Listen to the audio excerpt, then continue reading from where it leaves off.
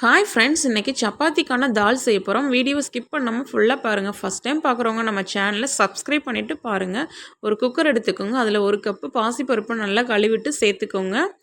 அது கூடவே ஒரு கைப்பிடி அளவுக்கு சின்ன வெங்காயம் சேர்த்துக்கோங்க. முழுசாகவே சேர்த்துக்கோங்க, கட் பண்ண வேண்டாம். 5 பல் பூண்டு சேர்த்துக்கோங்க. 2 தக்காளி பழத்தை நறுக்கிட்டு சேர்த்துக்கோங்க. கூடவே 1 ஸ்பூன் மஞ்சத்தூள் சேர்த்துட்டு நல்லா கலந்து விட்டு குக்கர் மூடி போட்டு நல்லா 2 விசில் விட்டு வேக வச்சுட்டு எடுத்துக்கோங்க. பருப்பு நல்லா வெந்திருக்கணும், கெட்டியாகவும் இருக்கணும். அப்போ தான் டேஸ்ட்டு நல்லாயிருக்கும். தண்ணி ரொம்ப சேர்த்துறாதீங்க. இப்போ இது கூட கொஞ்சம் உப்பு சேர்த்துக்கோங்க. உப்பு சேர்த்து நல்லா கலந்து விட்டுருங்க. இப்போ இதுக்கு ஒரு தாளிப்பு கொடுக்க போகிறோம். ஒரு கடாயை அடுப்பில் வச்சுக்கோங்க. அது காஞ்சதும் எண்ணெய் சேர்த்துக்கோங்க.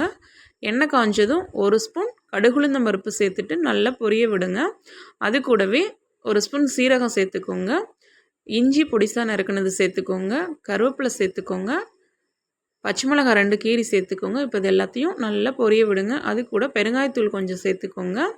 சேர்த்துட்டு மிளகாத்தூள் வேணுங்கிறவங்க சேர்த்துக்கோங்க, இல்லைனா ஸ்கிப் பண்ணிடலாம். இப்போ எல்லாத்தையும் நல்லா பொரிய விட்டு இப்போ தாலில் சேர்த்துக்கோங்க. இதில் கொத்தமல்லி தழை தூவிக்கோங்க. சூப்பரான தால் ரெடி ஆயிடுச்சு. இந்த தாலுக்கு எத்தனை சப்பாத்தி சுட்டு கொடுத்தாலும் சாப்பிட்டுட்டே இருப்பாங்க. கண்டிப்பாக ட்ரை பண்ணுங்கள். தேங்க்ஸ் ஃபார் வாட்சிங்.